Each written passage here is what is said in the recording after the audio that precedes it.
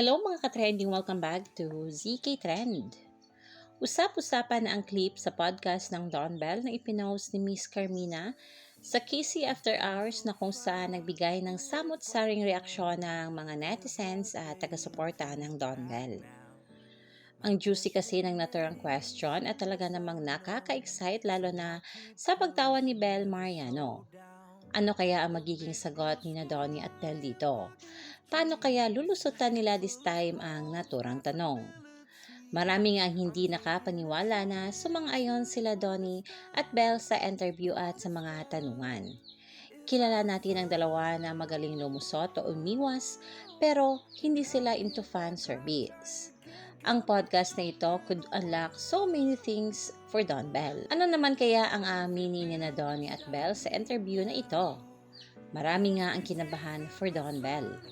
At sa naturang post na may hashtag DonBellEndgame in the caption na may black and red heart emoji pa, kulay ng fandom. Kinabahan man pero super excited na ang lahat sa interview na ito ni Donnie at Bell bukas sa Kissy After Hours 5pm sa YouTube channel.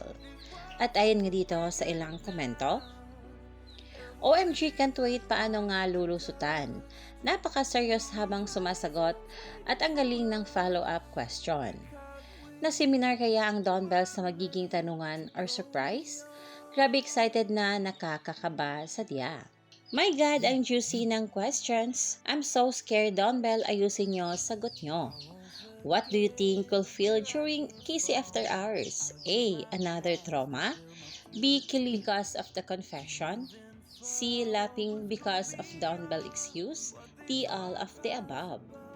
Trusting that whatever Don Bell shared in Miss Casey's podcast, they prayed and asked for the Lord's guidance and leading because what comes next is uncertain. Evil forces are everywhere but I'm lifting them to God who's all-powerful, all-knowing, and all-present.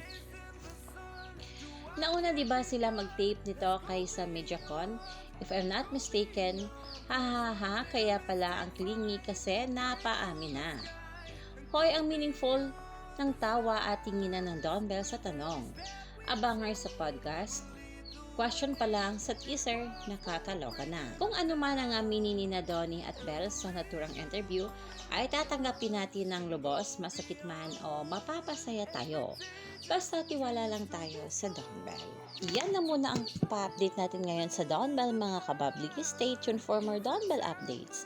Hanggang dito na lang, maraming salamat sa inyong patuloy na I find it difficult that you don't feel what we see. So how do you protect yourself from, falling in love with each other? Have you been successful? I did find someone who was my teammate. I did find someone who, I can be myself with.